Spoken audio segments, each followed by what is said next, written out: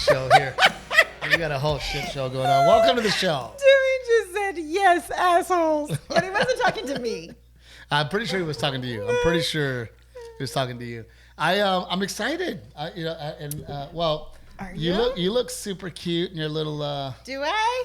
In my casual attire? We were laughing because we were on the road this week, and this young girl walked past us, and she had the overalls with one of the straps down. And Renae was like, "Oh, is that back in?" I didn't realize that was a thing. Overalls with one strap up, one strap down. I didn't know that was back in style. I'm having that weird thing where your lip twitches. Steve, that's called a stroke. No. That's called a stroke. No, I'm serious. What do you mean? No, like when you know what I'm talking about, when your muscles like twitch a little? Yeah, it's called Bell's palsy, Steve. No. People get it. You know what I'm talking about. I have an eye twitch, but it's usually a sign that I'm dehydrated. Is this going to be the episode where we talk about how we're getting old and all our ailments? My eye twitches, your lip twitches. But let me tell you why I'm excited. Okay, tell me why you're excited. Well, Rick finally came with a good question. Finally. Rick's finally contributing to the podcast. You were so rude. I mean. So rude. No, you know what, Rick? And I'm going to ask Renae because I think that's a really good question. Did you read it? Did you read the question? I did. I read it quickly. Okay. I have it in my head. What are the movies, TV shows, radio shows, magazines that were a big influence on you as a child or as a kid coming up? A big influence? That sounds so heavy and weighted. I thought it was just like, I read junk. As an adult, I watch reality TV. So like the music and the movies, like. Well, I mean, look, you. The magazines, it was junk. You clearly, like me, thought of a profession that is not very Gregory Portland like. Yeah. Which is also weird because whatever there is in Portland kind of breeds it. Yeah, because I think so. Out of this little town, we've had so many talented people come out. Wouldn't you think? I don't know. I think a big part of it is like you come from a small town, and so you want to be different. You want to do something different. I literally looked at the map and I was like, "Where's the furthest I can go? I want to go." But here's what's crazy, Rick. Our little town, and recently another success story. He's been at it a long time. Very talented actor. Graduated high school with me. Shout out to Nathan Clark. He is now a regular on NCIS. Yeah. We had another woman who graduated with your mom, I believe. I don't know, but she was a writer on Friends. She was a writer on Friends. And she's kept writing after that. I don't know what she's doing now. I think she might have started a production company too. Vince Viloff starred in movies like Rat Race, American Werewolf in Paris, all from Gregory Portland. Yeah. I know that Justin Adler, who was also my grade, he was a film student in New York. Yeah. And as a matter of fact, he was on one of those daytime talk shows because when he was in film school is when the towers got hit, and he recorded the second tower being hit. And his footage is one of the most used footage of that. I didn't realize that. Yeah, Kiki Barrera, music video producer, director. Renae Trevino, award-winning producer, director. Yeah. And I have classmates who are doing stuff too, who are living and working in Austin in the industry. Yeah, it's just really cool that those things. So my question is, what are the things that influenced you as a kid to go, I want to be an actor? Oh, I don't know what made me say. I take that back. I know exactly what made me say it. We had an amazing theater program at our school. We had an amazing theater teacher. And when you talk about all these people that you mentioned, they were all students of hers. Charlotte Brown would win the state championships in acting on a consistent basis. I don't know how many she has, but I know you won. My year, we won one act play competition. We won state, and then the cast got all kinds of awards too. But every year I was in high school, if we weren't regionals or we were competing at state in something, yeah. I just remember on the 2 or 3 drama tournaments I went to, we'd get there and I'd be like, Steve Trevino, Gregory Portland, and all the other kids would be like, ugh. Fuck, we're gonna lose. Yeah, because she had such a reputation of winning. We haven't said her name, Charlotte Brown. God bless her. But that But doesn't. now that she's not a teacher anymore, I'm curious. Like, I wonder if our little town will continue to produce the same talent. She was such a huge part of that. I don't know. I imagine that it may change. I remember in 3rd or 4th grade, Uh-huh. Miss Faust was a teacher. She wasn't my teacher, but she was a teacher at the school, and she came up to me and she said, "I'm gonna be your sponsor to be in Summer on Stage." Uh-huh. So they had Summer on Stage. It was like a 2-week thing. It was a summer camp that Miss Brown would do. Miss Brown would do this summer camp where you'd go to Summer on Stage, and For a month, and then at the end you would for put a on month and you do a show. performance. My poor dad was so disappointed. He was so like, oh, damn, my homosexual son over there doing fucking drama. Yeah. Yeah, that was my life every summer. But I didn't know anything about it until Miss Faust. So how did you know about it? Like, My mom found out about it because she had a beauty shop back home. And of course, all the teachers come into the beauty shop and they're talking about stuff. So my mom knew that it was a great program. And actually, I was not old enough to be in it. But I started reading early as a kid. And so my mom took me to sign me up. And she's Miss Brown. I remember Miss Brown said, well, let me see her read. Can she read? Because she's going to have to read. If she can read, maybe. So I read for her. And she's like, okay, she can do it. you were in. And I was in. Yeah. And that's what maybe gave you the bug? because anyone can sign up for it, but I just remember I was like, man, there's some hot drama chicks here. Like, I want to hang out here. yeah. I remember being super intimidated that first year because everyone was older. And they would change And it's backstage. Like, kids up until you'd high have to school. change really fast. And I'd see girls in bras, and I'd be No, like, oh! I don't remember that yes, part of yes. it, but yeah. Yeah, that was back in the day. Yeah. No, you know what? Actually, what it was is in 4th grade, in the GT class would put on a Christmas play. And it was Charlie Brown's Christmas, and I was Lucy. And the GT teacher did it at all the different Lucy campuses. the bitch? Yes, Lucy's Okay, just making sure. Lucy's the mean Perfect snotty one. cast. I was Perfect typecast from the beginning. And You can make a great bitch. yes, I was. I was really good at it. I was so good at it that one of the girls who was doing You're the still same very show, good at it. I know. You're still very good at it. But one of the kids, one of the girls that was playing the same role at another school got sick, like hospital sick. And so she knew she was going to be out. So my teacher drove me, my GT teacher, Miss Twilliger, she drove me to the other school, and I would go and I would get to rehearse with those kids. And then I got to do the play at their school. And that was like the coolest thing ever, to be pulled out of your elementary school in like 4th grade and get to go do that at another school. That's You what felt it like was. the shit. You're like, I totally felt like the shit. I was like, I can do this. This is really cool. But then you think that's what gave you the bug? That's totally what gave me the bug, for sure. Yeah. But no movies, like, you didn't watch a movie and think, oh God, I want to do that, or a commercial, or No, I mean, I always had I had movies that I loved. I mean, you and I talk about this all the time. I gravitate toward movies that have like a strong female lead that I feel like I could play. bitches. If there's bitches. What was it? No, in high school. Yeah, no, actually, you're right. Actually, in high school. Oh, she's a bitch. I like that movie. My favorite movie in high school was not Taming of the Shrew, 10 Things I Hate About You, which is a remake of Taming of the Shrew. Like, she's a bitch.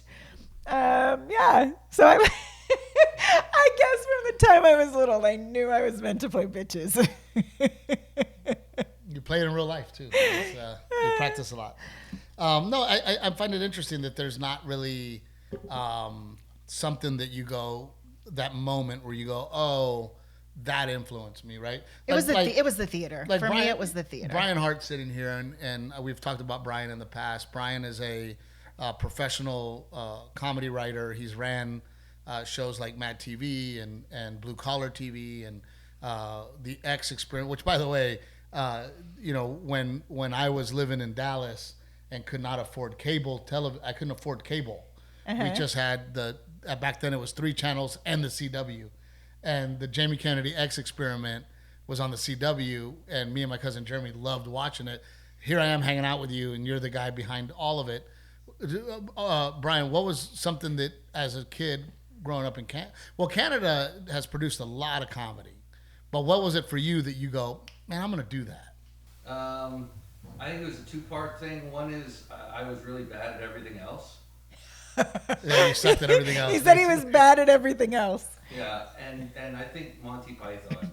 Monty Python? Oh, yeah. Monty Python was huge. Yeah. Yeah, because Canada would get American comedy and British comedy, so we got both types Right. of comedy. So there would be like Saturday Night Live. And you just watch it. Was your dad into it? Did your dad think it was funny or? Not really. No, but me and my friends would quote every Python sketch. I would go to parties. Everyone else would be partying and drinking, and I would find a Python album and sit down and listen to it. And just hang out and listen. Yeah. Well, I mean, for me, I remember the moment, and when my dad and mom were married, there was a lot of parties at the house. Yeah. A lot of barbecues, a lot of parties. The cousins, the uncles, everybody would come over. And I always tell the story, and I've told it before in interviews. All the women were always inside, all the men were outside, right? And my dad and my uncles and my cousins, they're very refinery worker, blue-collar guys. Some of them... Macho. Some of them biker gang guys. Very, very rough guys, and they'd be out there drinking, and sometimes a fight would break out, or it was pretty wild. I was going to say, now we've moved into Neanderthal territory.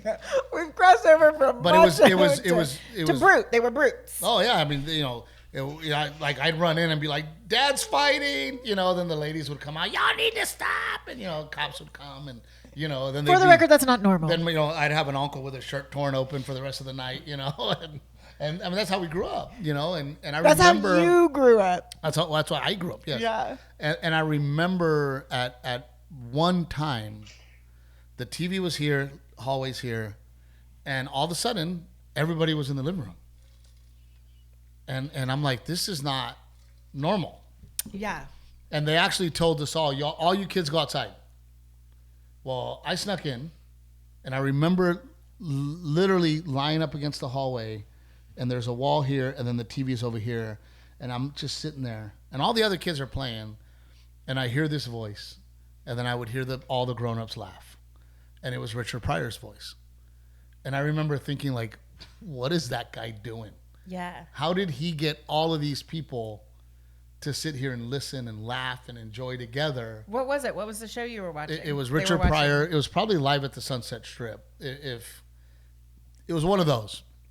But I remember hearing the voice and the cadence and then the parents just dying laughing. And I went, man, what is that? Yeah. And in my family, both sides, as you know, being funny is a big trait in our family. They'll let you hang around and not get beat up if you're funny. Yeah, you talk shit. Everybody takes pride in being really funny and one up in the other thing. It's a family thing. Yeah. Right? So there was that. Then the divorce. And then the Leals, my cousins, they were the ones with the VCR. So they would record these stand-up specials, and they had Eddie Murphy Raw. And I would go to their house and be like, I'm going to watch Eddie Murphy Raw. Yeah. And I would watch it over and over and over again. And then, Rick, HBO comes around as I'm getting a little older. And, at that time, it was the half hours. Yeah. Right? They were giving out HBO half hours. And back then, they would show you, like, it's going to be Die Hard, this movie, and then comedy half hour. Yeah. And it was always like late night, like 11:30. I would literally set my alarm to wake up at 11:30 to then go watch comedy on HBO. Yeah. Then on I forget what channel it was, and Brian might be able to help me with this, but there was also this thing called Evening at the Improv. Yes. Right? And I forget what channel that was on. Do you remember? Was it HBO? Evening at the Improv was an HBO? It might have been like A&E or one of those cable channels. But they had this Evening at the Improv, right? And which later on, for me, it was weird because I never saw a comedy club, right? I didn't know what a comedy club was. Yeah. The idea of a comedy club was so far away from me. When Jeremy Cruz, my cousin, calls me and says, there's an improv comedy club right next to me. And I associated immediately, Evening at the Improv. They have one in Dallas. I'm on my way. Yeah. So those are the things, Rick, for me that, comedy just became this really, influential thing. Def Comedy Jam, when I was junior high, high school. Meanwhile, I had never seen comedy on TV. My first experience with stand-up comedy is a comedy club in a basement in New York City. and y'all went to like the Comedy Cellar. That's cellar, what it was. Yeah, this Comedy Cellar. Yeah. But, I was all That was over my it on first TV. I experience mean, I would with wait stand-up up. comedy. I would wait up all night to watch a comedy special. Yeah. You know, and it's crazy because a lot of the bits I remember. You know, and I remember watching these guys and knowing their bits and their, you know, then Kids in the Hall, which Brian here, sitting here, wrote on Kids in the Hall. Kids in the Hall was a huge deal when it came on HBO because it was something, it was an introduction of different kind of comedy to me. And I mean this by no offense to Brian. It was weird because there was so many people that didn't get it and didn't like Kids in the Hall. Yeah. And they'd be like, oh, it's just kind of weird. And the dudes dress up like chicks and, you know, but I found it absolutely hilarious. Like I couldn't wait to watch Kids in the Hall. Right. But those are the things, Rick, for me that were like, okay, like I want to do this. In second grade, I was already telling my teachers and my friends, I'm going to be a stand-up comedian. Yeah. Like that's what I'm going to do. And it's weird. Like growing up in Gregory Portland, where do you even begin? Well, no. So I was doing plays. I was doing theater. Do you remember? Was it a movie or a television show? Jag. Yeah. So Jag came to Corpus to film because Corpus had the Lexington, and they were going to film on the big U.S. Navy ship. And they had auditions because they needed extras. You had to hire so many people locally. So my parents took me to audition, and I got a small extra part, no speaking lines or anything. I'm literally like running on top of the ship, a little girl. But that was my first experience with like a real movie production, and that because it was put her on the credits because it was you were in costume. No, I mean not just in costume, but like a period costume. So you went, and there was an actual wardrobe fitting, and it really was like a cool experience. You got cool parents, dude. My parents were like, you want to do what? Yeah, fuck you. I'm not taking you anywhere. You're not going anywhere. What are you talking about? No, my parents always encouraged whatever I wanted to do. No, your parents were great. And no offense to my parents. They didn't know. Yeah. Right? Oh, no, I'm sure my dad heard about it on the radio. That Jag was having auditions. And I think it was like at a hotel. And you showed up at the hotel and you auditioned. And yeah. Good. Take your daughter to a fucking hotel with Harvey Weinstein. And but my mom had she worked for this bank, and every year they had like a bank, like the company party, and they had a talent show, and I would win it every year. But my mom would help me like do these pantomimes, and give me ideas because mom is so creative and and I would win like $150 savings bond and a silver coin, but I was always doing the so in that way my mom was encouraging. I just don't think that they didn't know like me. I mean, you didn't know like stand-up's different. I mean, stand-up's where do you different. start? What do you do? How do you get on stage? And for me, starting out in Corpus, hearing these guys that I had seen on Def Comedy Jam on the radio and coming to Corpus, I was like, I'm buying a ticket. I couldn't even convince my friends. I'm like, guys, I'm going to go watch this comedy show at the Harbor Playhouse. And they'd be like, I'm going to go to some stupid comedy show. And, Kim Trevino would come with me a lot of times, because she loved to laugh. But I was like, I got to go see these comedians. And the Harbor Playhouse was such a cool little place, 400 seats, great stage. And I mean, I still remember every one of them. I saw Carlos Mencia. I saw Jim Brewer. I saw Pauly Shore. And to think like I have all their phone numbers, but I remember watching Pauly Shore and it was like, oh my God, the Weasel, and he came out, what's up, dudes, buddy, and you're like, oh my God, it's so cool. Bobby Lee, I saw at the Harbor Playhouse when I was in high school. No way. Bobby Lee's been, I didn't realize Bobby Lee was that old. Oh gosh, Bobby's almost 60. But yeah, I saw Bobby Lee there and I just go, oh my God, like, how do you do this? Like, how do you get there? Yeah. And then when my cousin Jeremy goes, dude, I know you love comedy. I live next to an improv. I'm like, I'm on my way. Like, that's it. That's where I need to be and that's what I need to do. Yeah. And my dumbass walked in there and I'm like, hey guys, I'm a comedian. Where do the comedians sign up? Sign up for stage time. And they were like, great, work the door. And I was like, what do you mean work the door? But then it was weird because there really wasn't a scene in Dallas. There was like 4 or 5 But you were guys. in Addison, right? So Addison, technically yeah. not. You weren't in. Well, Dallas, North Dallas. There was these guys that were kind of, they were the kind of go-to local middle guys, and one of them that was like, he was the king there, right? And everybody was just like, oh, here he comes. He's the local. Every comedy scene has that guy, right? Brian, there's that one dude that king shit in the market. The king shit in the market, and he was such a dick to me. He was such an asshole, and I was like, dude, fuck this guy, what a dick. I just want to do stand up. But I didn't know where to start other than walking in that door. I think he probably just met your bravado is what it was. Well, as a young guy, you were so confident and ballsy and brave. I didn't give a fuck. I'm sure he was just matching your bravado. Oh, who knows? I think he's still around, but and he would. I remember one time he's like, "Hey, I'm teaching a class, and it's $300 for 6 weeks. Steve, you should join my class." And I go, "That's probably why you hated me." I go, "Why would I join your class?" I go, "I don't want to be a middle act the rest of my life. I want to be a headliner. I hang out with the headliners." And he was like, "Okay, fuck you." Yep, right? That's probably why he didn't like you. Yeah. So, but still, that was my mentality was, and I probably shouldn't have said it out loud, but it was like, like honestly, why am I going to learn from the middle act? Like if a headliner was teaching it, somebody that is where I want to be, I'll pay, but you're nowhere near where I want to be.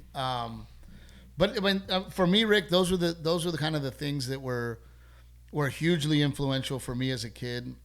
I just when you go back and you start talking about the past like that, I can't help but wonder. And you've said this before yourself. What if you had started and moved to New York instead of LA? I think New York stand-up scene is more suitable to who I am as a person. Yeah. The New York stand-up scene is about stand-up and guys that want to be stand-ups. New York in general, I feel like even actors, like in the theater, it's like an appreciation for the study of it and the art of it. If you look at New York stand-ups in general, they're always kind of in work boots and jeans and a t-shirt. The East Coast guys are work boots, jeans, and a t-shirt. And I guess I about that. LA was a scene of very much. I want to be a movie star. Your image. I want to be a TV star. Grown men in their 40s dressing like 9-year-olds. And you were doing stand-up to be discovered because you wanted to be an actor, yes. Not for your love of stand-up. And we had that a lot. We had a lot of guys that were actors and girls that were actors and said, well, this acting thing's not working out for me. But I'm kind of funny. I'll go do stand-up. Everyone else is too afraid to get on stage and eat shit. I'll do it. So who knows? I didn't know. You just kind of figure it out, and there's no real pathway. There's no, Brian started off as a stand-up comedian. Yeah. Found out later on that he was a damn good writer, so found himself writing. Yeah. But it's just because you just end up there. Right? Brian didn't go, oh man, I'm going to be a comedy writer for Kids in the Hall and I can't wait to run Mad TV someday. I'm a stand-up, trying to do stand-up. Yeah. Oh, cool. Here's a really cool path. I'll take it. Yeah. We don't know what Brian would have become had he said, I'm not going to write, I'm going to stay in stand-up, right? Yeah. There's just for me, directing your specials is like, it's my love of live theater and all of it. The set design coming together, the lighting design coming together. You're in a theater. It's a live theater performance. It's a show. Yeah. And it's a performance, and it's it is very interesting for me now to do theaters and then go back to comedy stand-up. Comedy clubs, because the stage, like I've noticed that, like when I walk on a stage to do a joke on a theater, you're expecting to take up more space. Yeah, I'm like walking. And then in the comedy club, I'm like, I'm out of places to walk. I got to turn around, So there is a big difference. Yeah. But yeah, Rick, I think those are the things that influence me. I will also say that representation is very important. Yeah. I remember watching Paul Rodriguez do his Live at San Quentin special. Yeah. He did a stand-up special from San Quentin. And he is Mexican-American. I remember watching Carlos Mencia on Def Jam. and his half hour. And I'll be honest with you, I don't think I might not have pursued it if I didn't see people like me. I didn't know there were so few, right? But I do remember seeing Mencia and going, oh, that guy's like me. Yeah. That guy's Latino. That guy's Mexican American. I don't know. I very naively was colorblind, but I also think that comes from from being in the theater world, because you in theater you could be anything. It wasn't like film and TV where they want you to come in and walk in as the part. And I played, when I went state, I was playing a little old lady, like I was covered head to toe in makeup and wigs and costumes. Yeah, Paul Rodriguez and Mencia made me feel like I could do it. I honestly, as a kid, because I didn't see any of us.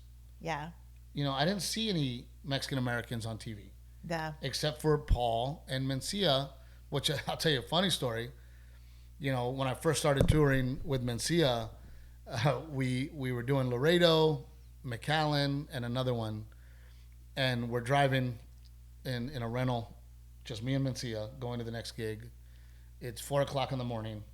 I've got Cheeto dust on my chest, right, from some convenience store. And Mencia goes, hey man, like, pretty much dream come true, huh? On the road with me. And I go, yeah, but in my dream we were in a limo being chauffeured to the next gig, not in a fucking Yaris eating Cheetos in the middle of the night in some shithole town. Like, that was not the dream. But no, I do believe But it turns out it is kind of the dream of a stand-up comic. Like, that is the life. That's the life. And that was the reality of it. Yeah. Right? Yeah. And that's the other thing. How much do you love it? How much do you want to do this? Because if you really want to do it, you got to pay your dues and you got to be on the road. Somebody, I was a fly on the wall at the Comedy Store, and Chris Rock was just hanging out, talking, and we're all just kind of hanging out. And I'm over there just trying to be close enough to hear the conversation, but not be intrusive. And who was he talking to? just all of us. It was just kind of a group. Yeah. And one of us goes, man, I can't wait to get to your level so I don't have to tour anymore. And Chris Rock goes, then don't be a stand-up. He goes, because I still tour and I'm still on the road. I was going to say, how does a comic make money if they don't And he tour? goes, and it's part of being a stand-up. Yeah. And I forget who it was, but they were like, fuck, for real? And he goes, yeah, for real. For the rest of your touring, if you're You will always be on the road. Yeah. Right? So, Rick, did that cover it? I think we... Yeah, is there any TV shows, though, that you watched in high school, either of you guys, that you're like, I have to be there to watch this every week? I wasn't high school. I was younger, but I watched when there was the TGIF lineup, the Thank Goodness It's Friday lineup. It was like, what was it? It was Full House, Step by Step, the one with Urkel, Family Matters. Step by Step had the hot daughters. Right? Yep. It was those three shows stacked. My dad called it the Urkel. Hey, we're going to watch the Urkel. Oh, you know what? When you talk about representation and what shows, it was Blossom for me. Oh, because you got a big Blossom was my show. I felt like I looked like Blossom. I wore hats like Blossom. She was like a smart, young, wholesome female character. Whoa. Whoa.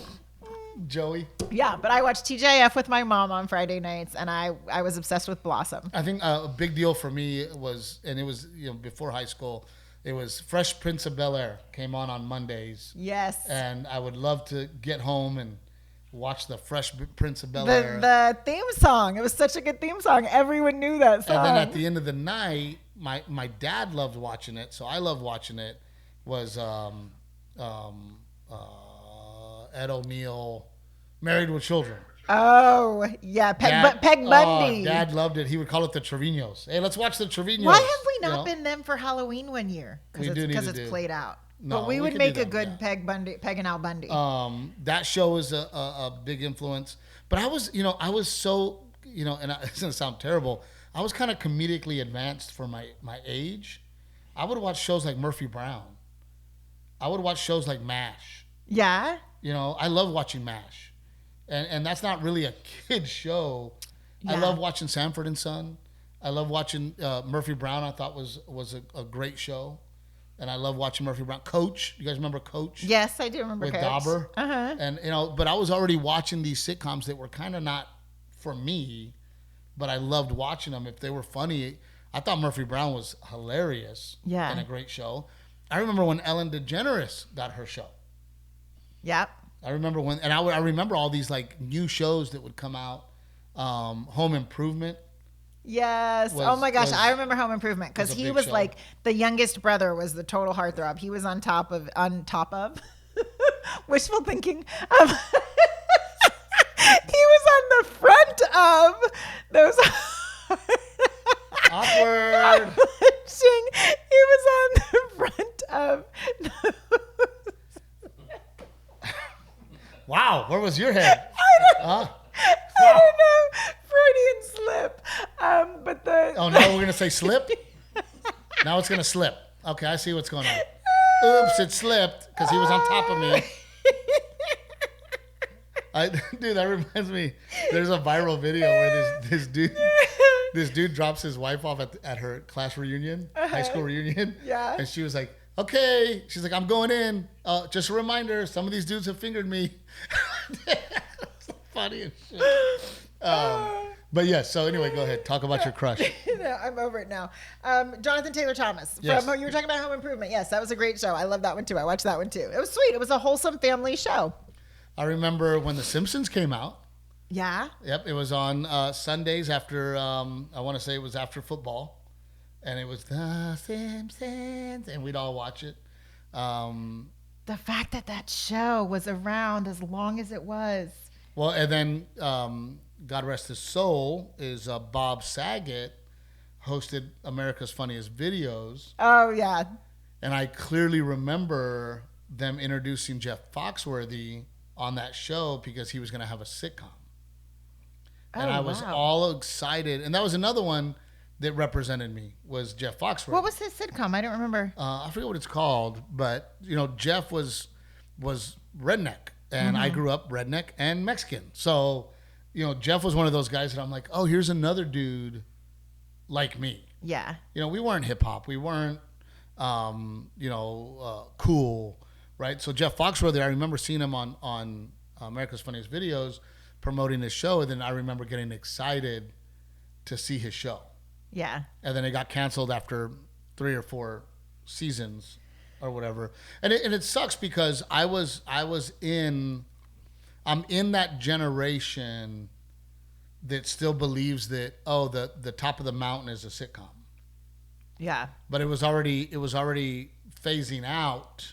Yeah, it was becoming a dying art form. It was phasing out that comedians were getting sitcoms. Yeah. You know what I mean? Yeah. So and then I was also at that weird generation of the path was you get on a late night show, then you get a deal, then you get a sitcom. I was in the middle. I was at the end of that world. Yeah. And the beginning of social media. Yeah. Is it working? Is it okay? Oh, Rick's doing that. Yeah. So there was this world where if you were a good stand-up, somebody would see your because I remember my grandma had Showtime because my grandma had one of those like in her little tiny house she had Showtime. Well, because she had one of those like Fire back in the day where you could steal it. I was like, they didn't have Fire Sticks. But I forget. Remember back in the day they had like a tube that would steal all the channels, and I remember watching Tim Allen do his Tool Time stand-up special that then became a sitcom. Got him the show. So that was kind of the path for stand-ups that I saw growing up. Yeah. But then by the time I Seinfeld. started doing stand-up, that had already kind of phased out. Yeah. And there was very few stand-ups that were getting Sitcoms based on their act. right. Yeah. So, and then it was the beginning of social media. Thank God we figured out social media and got on board with, okay, well, let's do this path. Yeah. But, when I was talking to somebody on their podcast, I remember him asking me, well, dude, don't you want a sitcom?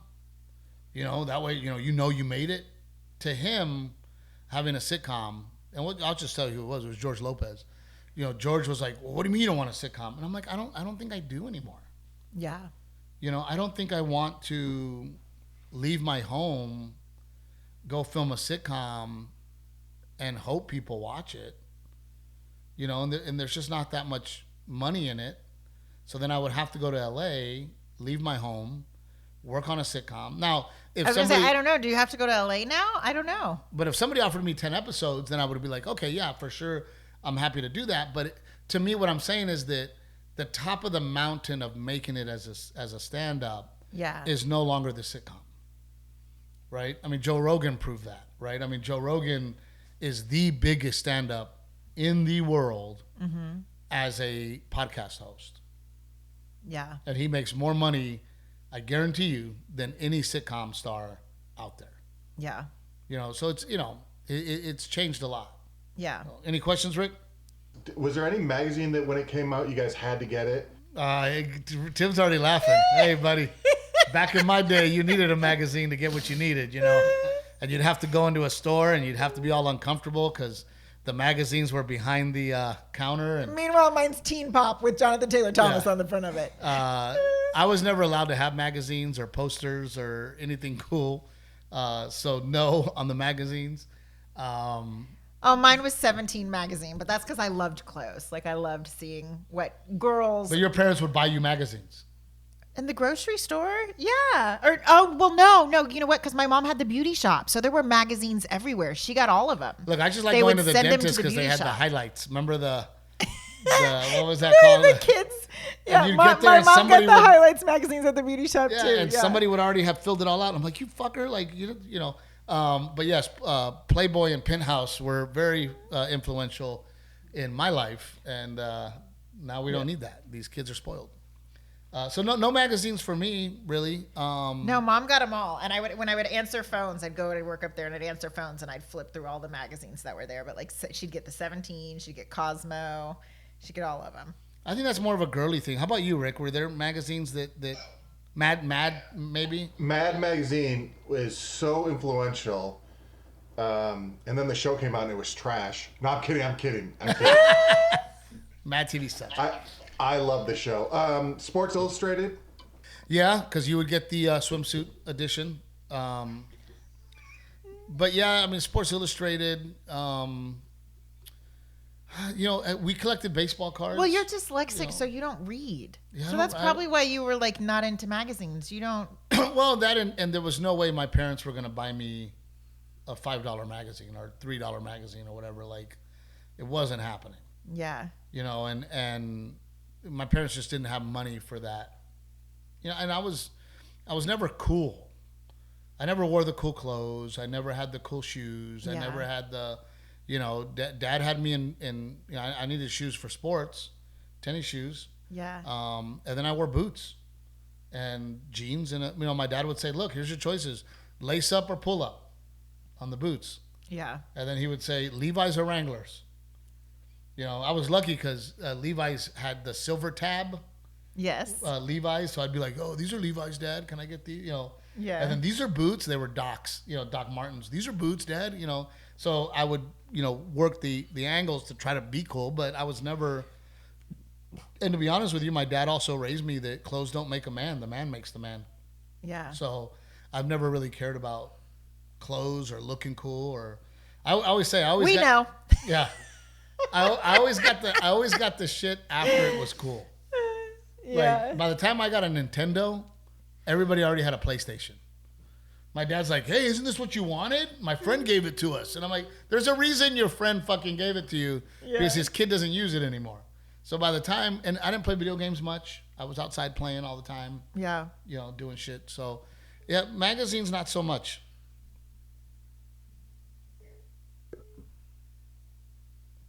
But I mean, there was a lot of things. I mean, I was just obsessed with comedy. Yeah. You know, Dad had an old record player, and he had 2 albums that were comedy albums.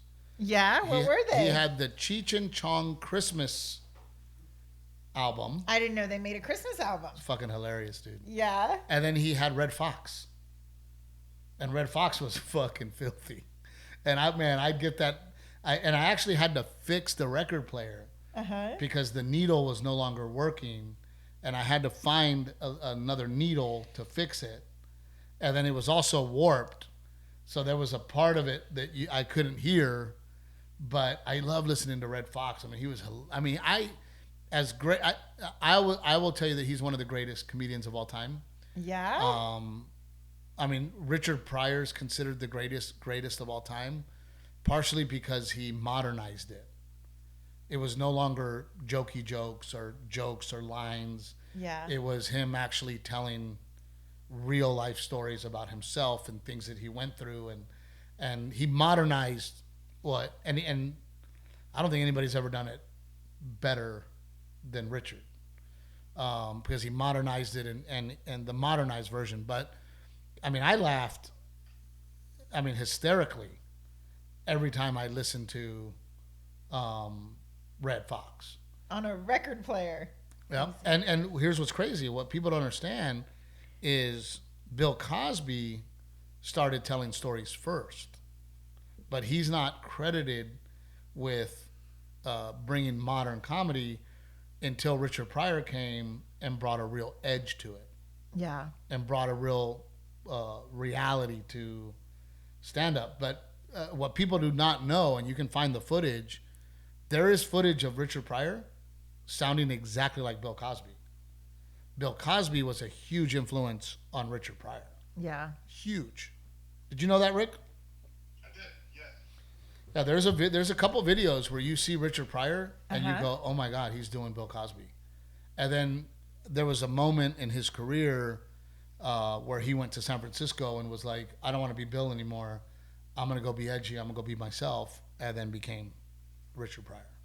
So Interesting. that's the hard part for me. Is like, people go, oh, who are your comedic influences? Well, early on, I had a lot of comedic influences, and young comedians always sound like their idols in the beginning, and then you do have to find your voice, and you do need to learn to tell stories and jokes the way that you tell them. Yeah. Right. And I mean that took me a long time too, because I was influenced and I did admire. Well, writing comedians. Material is hard. To write hard. to write your own material is hard. Right. And like cadences, I mean, Brian Regan's one of those guys that has a real interesting delivery. So when I see a young comedian, I can almost tell that young comedian who their influences are, and they'll be like, "Oh, how did you know that?" And I'm like, "Cause you sound like them." Yeah. Because you're doing that cadence, or you're doing, Mitch Hedberg was one of those guys that when he left the comedy club, everybody was talking like Mitch. Yeah. Everybody wanted to talk like Mitch, And then you got guys that influence Mitch, like Stephen Wright. Stephen Wright's one of the very first, like, cerebral, like, weird, I'm going to take you on this weird fucking journey of stand-up. I liked it all. I watched all of it. Yeah. Now I literally have not watched stand-up comedy in probably 20 years. Like, I don't sit down and go, oh, let me watch somebody's special. I don't do it. I don't want to be influenced. Yeah. Any other questions, Rick? I think that's it. Did you watch the 50th SNL? Half of it, yeah. It's great. Yeah. Well, not when you're Latino, buddy. There's only 3. And I don't even know if they showed up to hang out. I know Mauricio was there. Who were the 3? Latinos that have been cast members. And this is in the history of SNL. In the the 50 years of SNL. 50 years of SNL. There have been 3. There have been 3 cast members. Okay, who are they? Mauricio is the new one. Mm-hmm. Melissa Villaseñor. Yes. And Horatio Sanz. Oh, that's right. God, that's crazy. 3 in 50 years. That's crazy. 0 hosts. Well, I mean, if you count Louis C.K. 0 hosts? Is that accurate? 0 Mexican-American stand-up comedian hosts. That's shocking. 0. Rick, that's like worse than Oscar numbers. 0. Like way worse than Oscar numbers. Oh, and if you Oscar put it so in, white, Rick, hashtag SNL so white. You can put in and go, how many Latino hosts have they had? Mm-hmm. And they're fucking stretching. They're like, well, they've had Christina Aguilera. Oh, Louis C.K.'s half. Oh, Cameron Diaz. I'm like, okay, let's let's chill out. But did you look it up? Let's see. I can look it up. Yeah, I'm trying. Now that's Latino. I'm still stuck on the cast members. That blows my mind. That blows my mind. Let's see. You need to talk, Renae, while I'm doing Well, no, I was just thinking, especially after Pete Davidson, his audition has been all over the internet, and him even shitting on his own audition and how terrible it is. And I'm like, I am certain there's more Hispanic talent out there than that. You can count every Latino guest host on SNL on 2 hands. There have been 11. Whoa. Let's see what the list is. Desi Arnaz. Oh, we're going back. Yeah. Yep. Well, I guess 50 years. We're going back 50 years. Still not a comedian, not a stand-up comedian. Okay. Oh, hold on. I hate that they give you fucking ads. Desi, it's one of those things. Desi 1, Cameron Diaz 2. Uh-huh. Freddie Prinze Jr. 3. Yeah. So there's 1 stand-up, right? Puerto Rican. Junior was a stand-up? I know the dad was Freddie Prinze, but not the Freddie son. Prinze Jr. Yeah, not a stand-up. the son was not a stand-up. So we still have no stand-ups. Yeah. Jennifer Lopez 4. Yeah. Salma Hayek 5. Christina Aguilera. Come on. That doesn't count. I don't know. I think it does. Eva Longoria. Definitely counts. Rosario Dawson. Does that count? Counts. Come on. Sofia Vergara. Yep. Louis C.K. Bruno Mars. That's it. In 50 years. You have to be like superstar. No. Shane Gillis did it.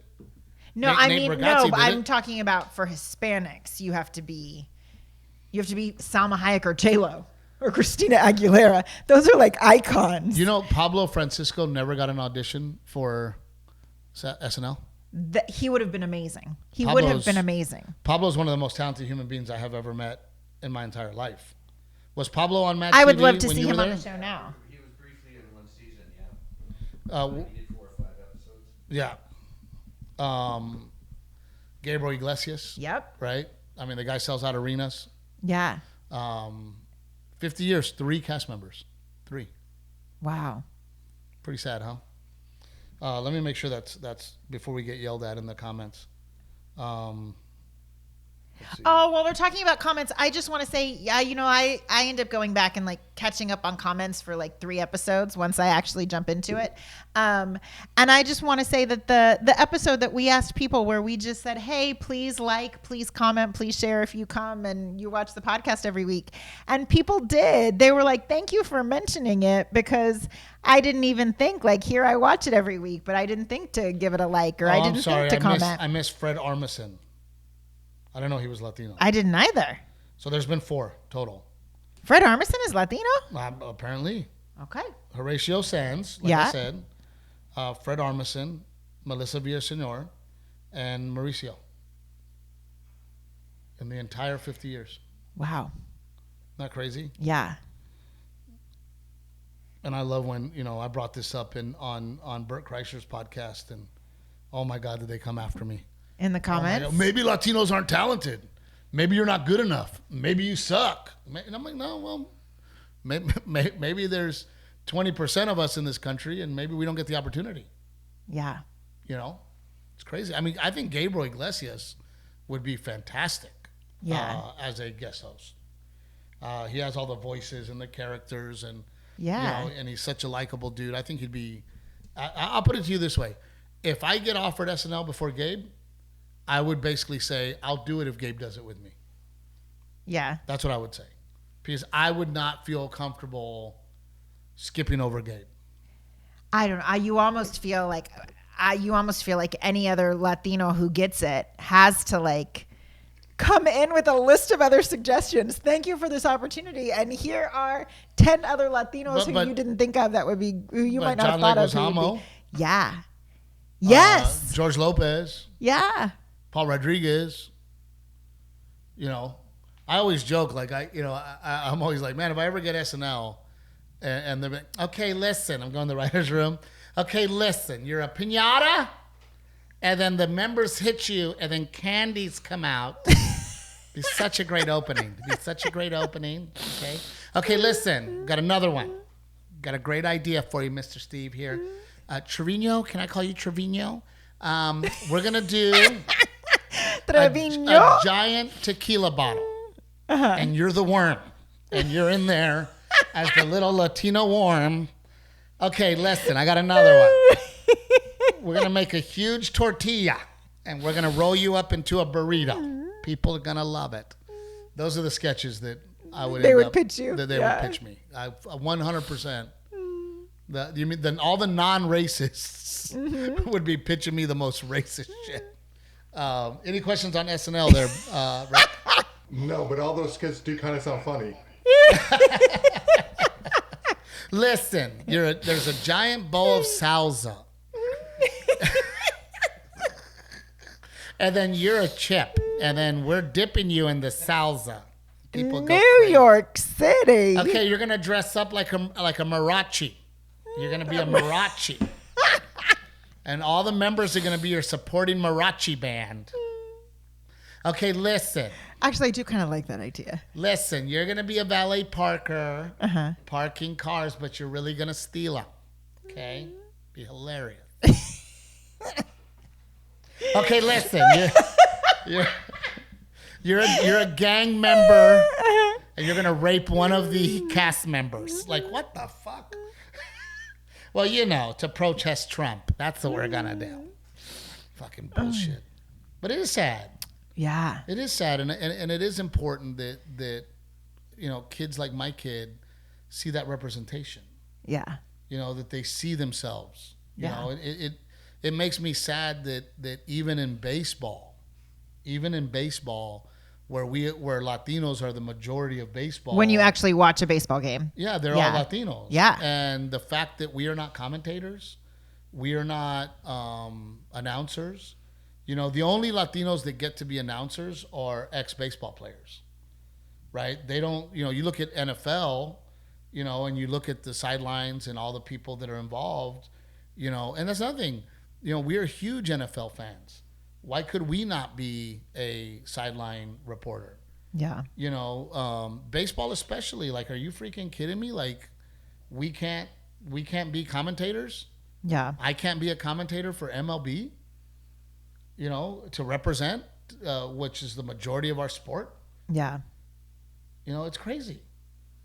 And it's sad. And hopefully things will change, and hopefully me and you continue to go over there and cross over and show this country who we really are. Two educated people who absolutely love each other, who work very hard to raise our children, and who don't ask for a dime from anybody. Yeah. And that needs to be represented. Anytime we're in a TV show, it's the what's the word I'm looking for? The sassy cop with the Puerto Rican accent. Yeah. And it's crazy. It needs to change, and hopefully it will. It's change. getting better. Yep. Just and not again, on SNL. And going back to I want to be hired because I'm good. I want to be hired because I put numbers up on Netflix. I want to be hired because I have 5 million social media followers. Yeah. Right? I want to be hired because I do sell tickets. I don't want to be hired merely because I'm Mexican American. Right. No, fuck that. Don't hire me because I'm Mexican American. Hire me because I do the numbers. Yeah. Because I have proven myself. Because we sell tickets. Because our podcast has viewership. Right? That's why I want to be hired. Not because of the color of my skin. But I should be hired because I'm watching you hire other people with less following, with less fame, with less social media followers, with less talent. Pretty simple. Yeah. So you want to talk about our sponsors after that?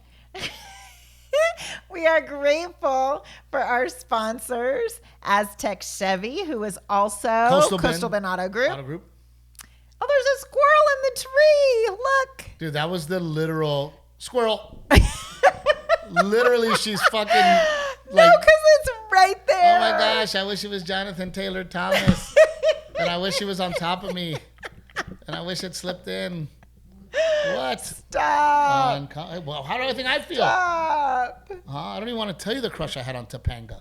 Oh, I know. You've told me about Topanga. And which was the other one? Punky Brewster. Oh, Punky. Topanga and Punky Brewster. Punky Brewster Yeah. was a big crush of mine. I loved watching Punky Brewster in the mornings. She was hot. Okay, see? She was cute. Who else? Kelly Kapowski from Saved by the Bell. Kelly Oh, yeah. Kapowski?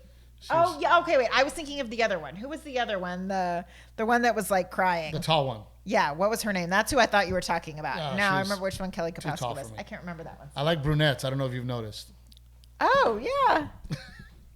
Rick, who was your crush as a kid? Alyssa Milano. Oh, Alyssa Milano and Who's the Boss? Yeah, she was finer than frog hair. I tell you what, she was. I forgot about her. Yeah, she was a cutie. Later on, she was in a movie where she was topless, and I watched it. I did. I watched it a lot. Yeah. We got to give it up for Old Salt Coffee. They are delicious. At Trevino 10, and then of course Pig Cherries, Raw Western Wear. We're kicking ass, man. We're doing so good with Raw Western Wear. It continues to grow. So thank you guys all for that. And this was an interesting episode. And I'm glad, Rick. I'm glad you brought some. You sent that on a text, and I was like, oh yeah, it is a good one. Yeah. You know, the things that kind of influenced your life and the pop. Man, I got to tell you, dude, I don't. Growing up in the 90s, I think, was the best. Late 80s, Yeah. 90s was the fucking best. Because cool things were happening, but it wasn't yet social media. Oh, I'm sure people feel like that in the 70s when everyone was on like psychedelics. No, but the 70s was still kind of in the past. Late 80s and 90s was kicking us into the future. Yeah. And all this really cool shit was dropping. The Nintendo and the Atari and the I think kids will cable say television. the same about now with AI. Like that's a whole new frontier. I don't know. It's just not the same. I really think that the decade that I grew up between, the adolescent years between 85 and 95, that 10 years was pretty freaking awesome. Pretty stellar. Grunge was coming in. I mean, gangster rap. I mean, just cool things. Yeah. Really cool shit was coming. But we do have to go. Love you guys. If you have a question for us, like Rick did, that you think can help kick this show along, send them in. And please comment. Please like. We need as many comments as likes as possible so we can grow this thing. Thank you, guys.